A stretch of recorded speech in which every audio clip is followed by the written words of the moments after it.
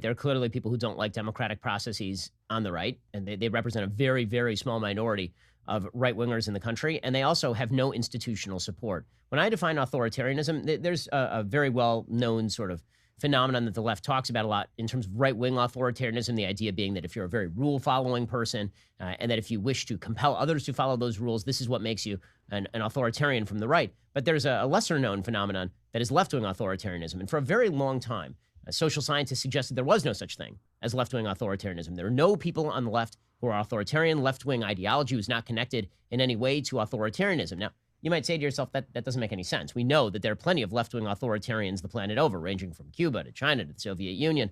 But because there are so many social scientists who lean to the left, there was a marked attempt to avoid defining authoritarianism broadly enough to allow for the possibility of a left-wing authoritarianism. Well, after several decades of this, there was a political scientist who sort of defined it, and he gave it sort of three basic components. One was this idea of anti-conventionalism, the idea that everybody who is not of my moral standard is somehow inferior and lesser. And this obviously exists on the left. The idea is that if you don't believe, like many members of the left, this makes you a bigot. You're a racist, sexist, bigot, homophobe, cisnormative jerk, and this means that your perspective is somehow lesser. You don't belong. You're not fit company for anyone else. Then there is a second element, and that is top-down censorship. The idea from the left is that you ought to be censored because of this. We're going to use the mechanisms of power to shut you up in order to protect everybody else. We definitely have to shut you up. And then third, there's an element of revolutionary aggression that is sort of connected to left-wing authoritarianism.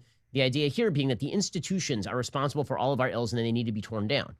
Well, the sort of infusion of all of these things into traditional Democratic Party ideology, and now the sort of institutional capture that has happened, all the institutions have to be remade. We have to have a reset of all of our institutions. The idea that you needed to be wished into the cornfield if you don't believe the way they do. The notion that we have these institutions of power and they need to censor you. They need to fire you, or they need to kick you off of Facebook, or they need to reduce your reach in order so that good and decency may thrive. All of these are aspects of left-wing authoritarianism.